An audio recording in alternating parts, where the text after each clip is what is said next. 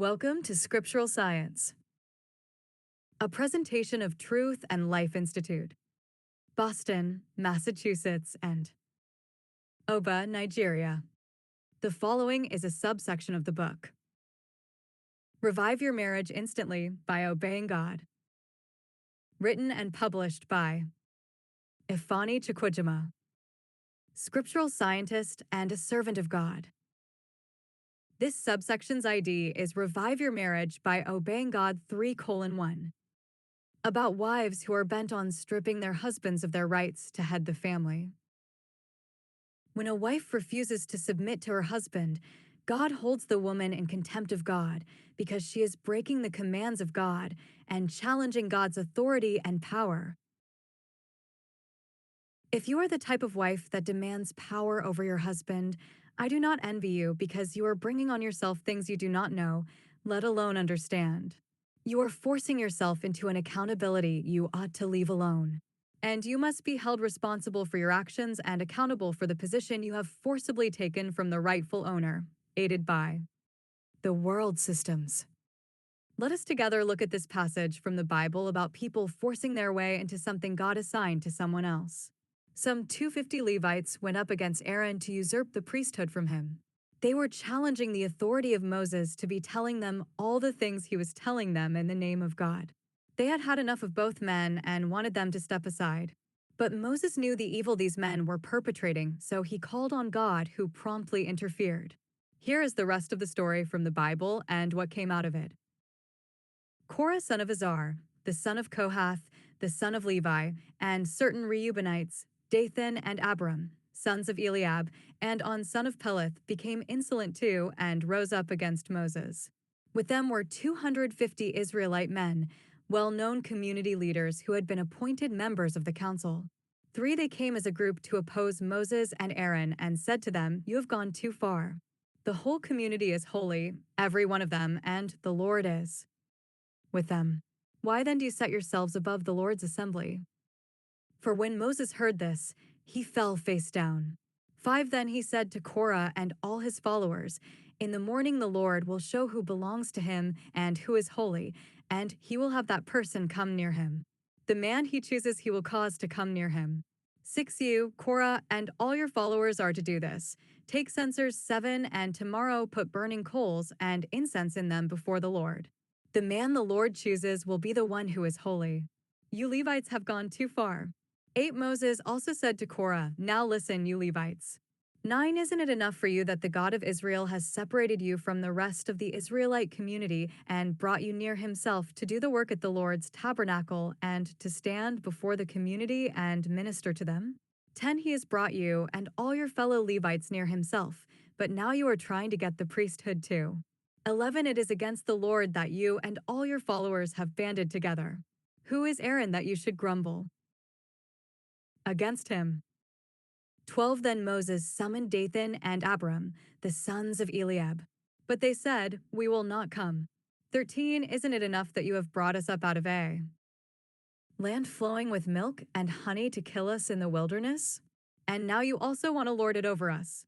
14 Moreover, you haven't brought us into a land flowing with milk and honey or given us an inheritance of fields and vineyards. Do you want to treat these men like slaves? No, we will not come. 15 Then Moses became very angry and said to the Lord, "Do not accept their offering. I have not taken so much as a donkey from them, nor have I wronged any of them." 16 Moses said to Korah, "You and all your followers are to appear before the Lord tomorrow, you and they and Aaron.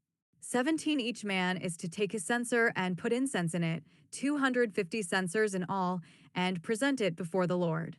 You and Aaron are to present your censers also." 18 So each of them took his censer, put burning coals and incense in it, and stood with Moses and Aaron at the entrance to the tent of meeting. 19 When Korah had gathered all his followers in opposition to them at the entrance to the tent of meeting, the glory of the Lord appeared to the entire assembly. 20 The Lord said to Moses and Aaron, 21 Separate yourselves from this assembly, so I can put an end to them at once. 22 But Moses and Aaron fell face down and cried out, "O God, the God who gives breath to all living things, Will you be angry with the entire assembly when only one man sins? 23 Then the Lord said to Moses, 24 Say to the assembly, move away from the tents of Korah, Dathan, and Abiram. 25 Moses got up and went to Dathan and Abiram, and the elders of Israel followed him. 26 He warned the assembly, move back from the tents of these wicked men. Do not touch anything belonging to them, or you will be swept away because of all their sins. 27 So they moved away from the tents of Korah, Dathan, and Abiram. Dathan and Abiram had come out and were standing with their wives, children, and little ones at the entrances to their tents. 28 Then Moses said, This is how you will know that the Lord has sent me to do all these things, and that it was not my idea. 29 If these men die a natural death and suffer the fate of all mankind, then the Lord has not sent me. 30 But if the Lord brings about something totally new, and the earth opens its mouth and swallows them, with everything that belongs to them, and they go down alive into the realm of the dead, then you will know that these men have treated the Lord with contempt. 31 As soon as he finished saying all this, the ground under them split apart 32, and the earth opened its mouth and swallowed them and their households, and all those associated with Korah, together with their possessions. 33 They went down alive into the realm of the dead, with everything they owned. The earth closed over them, and they perished and were gone from the community. 34 At their cries, all the Israelites around them fled, shouting, The earth is going to swallow us too. 35 And fire came out from the Lord and consumed the 250 men who were offering the incense. 36 The Lord said to Moses, 37 Tell Eleazar son of Aaron, the priest, to remove the censers from the charred remains and scatter the coals some distance away, for the censers are holy. 38 The censers of the men who sinned at the cost of their lives. Hammer the censers into sheets to overlay the altar, for they were presented before the Lord and have become holy. Let them be assigned to the Israelites. 39 So Eleazar the priest collected the bronze censers brought by those who had been burned to death, and he had them hammered out to overlay the altar, 40 as the Lord directed him through Moses. This was to remind the Israelites that no one except a descendant of Aaron should come to burn incense before the Lord, or he would become like Korah and his followers. 41 The next day, the whole Israelite community grumbled against Moses and Aaron. You have killed the Lord's people, they said. 42 But when the assembly gathered in opposition to Moses and Aaron and turned toward the tent of meeting, suddenly the cloud covered it, and the glory of the Lord appeared. 43 Then Moses and Aaron went to the front of the tent of meeting. 44 And the Lord said to Moses, 45 Get away from this assembly, so I can put an end to them at once. And they fell face down. 46 Then Moses said to Aaron, Take your censer and put incense in it, along with burning coals from the altar, and hurry to the assembly to make atonement for them. Wrath has come out from the Lord. The plague has started. 47 So Aaron did as Moses said, and ran into the midst of the assembly. The plague had already started among the people, but Aaron offered the incense and made atonement for them. 48 He stood between the living and the dead, and the plague stopped. 49 But 14,700 people died from the plague, in addition to those who had died because of Korah. 50 Then Aaron returned to Moses at the entrance to the tent of meeting, for the plague had stopped. Numbers 16:1-50. The Lord said to Moses, Speak to the Israelites and get 12 staffs from them, one from the leader of each of their ancestral tribes. Write the name of each man on his staff. 3 on the staff of Levi write Aaron's name, for there must be one staff for the head of each ancestral tribe. For place them in the tent of meeting in front of the ark of the covenant law, where I meet with you. 5 The staff belonging to the man I choose will sprout, and I will rid myself of this constant grumbling against you by the Israelites. 6 So Moses spoke to the Israelites, and their leaders gave him 12 staffs, one for the leader of each of their ancestral tribes, and Aaron's staff was among them. 7 Moses placed the staffs before the Lord in the tent of the covenant law. 8 The next day Moses entered the tent and saw that Aaron's staff, which represented the tribe of Levi, had not only sprouted, but had budded, blossomed and produced almonds. 9 Then Moses brought out all the staffs from the Lord's presence to all the Israelites. They looked at them, and each of the leaders took his own staff. 10 The Lord said to Moses, "Put back Aaron's staff in front of the ark of the covenant law, to be kept as a sign to the rebellious. This will put an end to their grumbling against me, so that they will not die." 11 Moses did just as the Lord commanded him. 12 The Israelites said to Moses, "We will die. We are lost. We are all lost." 13 Anyone who even comes near the tabernacle of the Lord will die. Are we all going to die? Numbers 17:1-13. The Lord said to Aaron, "You, your sons, and your family are to bear the responsibility for offenses connected with the sanctuary, and you and your sons alone are to bear the responsibility for offenses connected with the priesthood. 2 Bring your fellow Levites from your ancestral tribe to join you and assist you when you and your sons minister before the tent of the covenant law. 3 They are to be responsible to you and are to perform all the duties of the tent, but they must not go near the furnishings of the sanctuary or the altar. Otherwise, both they and you will die. For they are to join you and be responsible for the care of the tent of meeting, all the work at the tent, and no one else may come near where you are.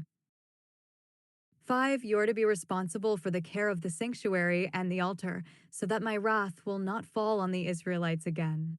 6 I myself have selected your fellow Levites from among the Israelites as a gift to you, dedicated to the Lord to do the work at the tent of meeting.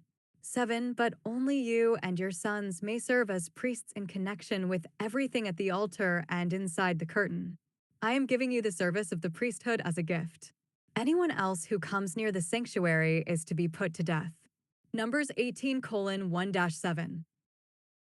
I included the entire story here so you will appreciate the power of God's commands and the penalties a breach of the command bring.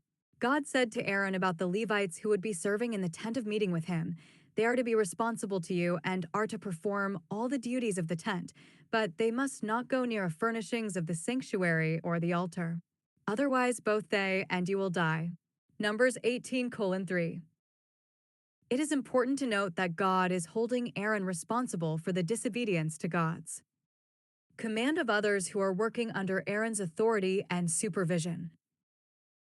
God is saying, if they disobey and do what God said not to do, Aaron will die because of their disobedience, unless you promptly bring them to justice and have them killed as soon as they entered the places I forbade them to enter. It is clear from God's stipulation that the only way Aaron will not pay for the sins of any of these Levites was to make the Levites understand that anyone who disobeys must face death, and for Aaron and Moses to stand ready to carry out the death sentence God imposed for that sin every time there was a breach. So, what does this whole story have to do with marriage and a wife submitting to her husband? A wife who refuses to submit to her husband is in contempt of God, and if the husband does not take the contempt seriously and react as God wanted him to react, the husband as well as the wife are in contempt of God and will both face consequences stemming from the wife's disobedience of God and the husband's indifference to his authority. It may sound far-fetched, but it is true every single time. God says that all wrongdoing is sin, and that no sin will go unpunished. Every act of disobedience of God is sin, no matter how insignificant it might appear to us. What seems little to us may be big in God's eyes because of all the things that we do not understand about what God does. Here is yet another example from the Bible of people rising and imposing their own wills over the people who were appointed to power and authority by God. This involves Uzziah, also called Azariah, the king of Judah. He became the king at the youthful age of 16 years of age following the death of his father, the king, and he reigned over Judah for 52 long years. He was good and God rewarded him with long reign over his people. After his installation as king, he started doing things that pleased God, following in his father's footstep, and God was with him and made him great. The young king won wars and received high acclaim for his projects and even had old foes brought him tributes to be on his good side. But then his fame and power got into his head, and he decided he could do whatever he pleased. Let us pick up the story from the Bible from this point. 16 But after Uzziah became powerful, his pride led to his downfall. He was unfaithful to the Lord his God and entered the temple of the Lord to burn incense on the altar of incense. 17 Azariah the priest with 80 other courageous priests of the Lord followed him in. 18 They confronted King Uzziah and said, "It is not right for you, Uzziah, to burn incense to the Lord. That is for the priests, the descendants of Aaron, who have been consecrated to burn incense. Leave the sanctuary, for you have been unfaithful, and you will not be honored by the Lord God." 19 Uzziah, who had a censer in his hand readied to burn incense, became angry, while he was raging at the priests in their presence. Before the incense altar in the Lord's temple, leprosy broke out on his forehead. 20 When Azariah the chief priest and all the other priests looked at him, they saw that he had leprosy on his forehead, so they hurried him out. Indeed, he himself was eager to leave, because the Lord had afflicted him. 2 Chronicles 26 verses 16 to 20. That a king would go against God's commands and impose his will over his priests in a matter that apparently had no material gain for him is perplexing, yet it happened. The king wanted to take charge of a job that was reserved for the priests alone. This is the same duty from our previous example involving 250 Levites. But this time it was the king that decided to take the place of the priest, so he muscled himself into the temple and was bent on disobeying God's command. But he never got to, because God decided to set an example with him so that others will be afraid to try the same breach of authority. God applied what he said in Ezekiel chapter 18 about not remembering any of the good things a righteous man had done if the righteous man turns from his righteousness and decides to do a wicked act like a wicked man would do. The king had done many good things that pleased the Lord, and he had been rewarded for them with a long reign over his people. 52 years of fame and fortune. But not even that was enough for this king. He decided to belittle his priests and muscled his way into the temple of God to defy God, in the pretense of honoring God by offering incense to God. And the king ended up with humiliation for his defiance of God's command. Not only did the king fail to accomplish his objective of degrading his priests, he was now forced by his leprosy to forfeit the kingship, move out of the king's palace, and barred from all temple worships since lepers could not enter the temple. And he was leprous until the day he died. A seemingly simple act of disobedience, but a huge price to pay. But that is the cost of forcing oneself into the authority that belongs to another person. The Bible says that God cannot be mocked. Here is another example. When Hagar was pregnant with Abraham's son, because Sarah had substituted herself with Hagar to ensure that Abraham had the child God had promised Abraham, Hagar developed an inflated ego and a sense of superiority over her mistress, Sarah. Sarah was highly distressed and went to Abraham for help in regaining her authority over her maid. Abraham made Sarah realize that she had never even lost that authority, but that she had failed to apply it. Sarah then asserted herself and mistreated her maid, and she ran away with the child she was carrying in her womb. Hagar was met by the angel of God who showed concern for her but promptly advised her to go back to her mistress and do whatever her mistress tells her. This is in keeping with all authority that comes from God, and all authorities do come from God. To God, it was not the mistreatment of Hagar that was the problem. It was Hagar's disobedience of Sarah that was the real problem. Hagar owed Sarah her loyalty because Sarah was her head. And according to the angel of God, Hagar must go back to her mistress at once and submit to the authority of her mistress. And that was exactly what Hagar did, and the whole problem went away, or at least for the time being. A woman who refuses to submit to her husband's authority is in contempt of God's command, just like Hagar was in contempt of God's command and was made to go back and submit to her mistress, like she was supposed to in the first place. Sarah submitted to Abraham like all wives were commanded to submit to their husbands. And when her own right to be submitted to by her maid was violated, God intervened on her behalf and made sure that she got what she deserved. God made Sarah's insolent maid return to Sarah and continued to submit to Sarah. And when Sarah got fed up with the attitude problems from her maid and her son, she requested that her husband send the maid and her son away, that the boy would not be co-heir with Sarah's own son of the things God promised Abraham. Sarah had personally worked so hard for the fulfillment of God's promise to Abraham, including allowing her own marital bed to be defiled by her maid to see God's prophecy about Abraham being the father of many nations come true. Not only did she in her marriage do all that was in her power to do, Sarah went above and beyond what she had to do. And because of her loyalty to her husband, God blessed Sarah with her own child. At an age it seems impossible for a woman to have a baby. And to that Sarah said, God has brought me laughter, and everyone who hears about this will laugh with me. 7 And she added, who would have said to Abraham that Sarah would nurse children? Yet I have borne him a son in his old age. Genesis 21 verses 6 to 7. God also made sure that Sarah got the respect she deserved by essentially saying to her maid to go back and submit to Sarah. Sarah honored the one she was supposed to honor, and for that reason God ensured that Sarah received honor from the people who were supposed to honor her. And to further validate Sarah's outstanding performance as a wife of noble character, God ensured that she had a say in deciding the family's fortune and its future. When Sarah requested that her maid and her maid's son be sent away, Abraham felt hurt. But because Sarah deserved everything she asked for, God simply told Abraham to listen to everything his wife told him on this issue. Here is Abraham's reaction to Sarah's request and God's intervention on behalf of Sarah. The matter distressed Abraham greatly because it concerned his son. 12 But God said to him, do not be so distressed about the boy and your slave woman.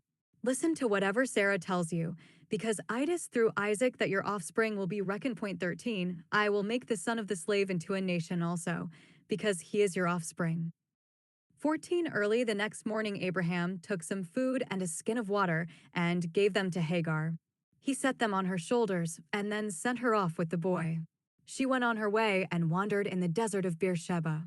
Genesis 21 verses 11 to 14. This is a sharp contrast to what God said to Adam with regard to listening to what his wife said. Adam was rebuked by God for listening to his wife against the command of God, and now God encouraged Abraham to listen to his wife and do as she said. Sarah got everything right, and she was honored by God for her submission to her husband in all things, even giving where she did not have to. She was the right model for a wife, and for that God named her the mother of all the faithful and had her name changed from Sarai to Sarah. And she was the only woman to whom God bestowed that honor in the entire Bible. And Hagar, the maid of Sarah, was also rewarded for her obedience of God. She had promptly gone back to Sarah and submitted to her as the angel of God commanded her. She put her pride aside and went back to her place as Sarah's maid and submitted to her mistress, Sarah. And by so doing, God blessed her and her son, Ishmael. 14 years later, when she and her son was kicked out of Abraham's life on the account of her son being a threat to Isaac's inheritance, God responded to her troubles, gave her assurances, and provided for her and her son throughout. Here is that account from the Bible. When the water in the skin was gone, she put the boy under one of the bushes. 16 Then she went off and sat down about a bowshot away, for she thought, I cannot watch the boy die. And as she sat there, she began to sob. 17 God heard the boy crying, and the angel of God called to Hagar from heaven and said to her, What is the matter, Hagar? Do not be afraid. God has heard the boy crying as he lies there. 18 Lift the boy up and take him by the hand, for I will make him into a great nation. 19 Then God opened her eyes, and she saw a well of water. So she went and filled the skin with water and gave the boy a drink. 20 God was with the boy as he grew up. He lived in the desert and became an archer. 21 While he was living in the desert of Paran, his mother got a wife for him from Egypt. Genesis 21 verses 15 to 21. God does reward anyone who obeys his commands. Abraham obeyed God and left his country and went to the land God showed to him. And God blessed him as he had promised him. God made him a father of many nations and gave him long life and prosperity. Sarah obeyed God and remained a wife of noble character to Abraham throughout their marriage, including placing a promise God made to her husband above her own dignity and allowing her maid to become pregnant for her husband so that the promise could come true. And God greatly rewarded her for that by making her a mother at an old age and making his promise to Abraham come true from Sarah's own body. God also honored Sarah by making her maid submissive to her and by making her husband act according to her heart's desire to give her a peace of mind.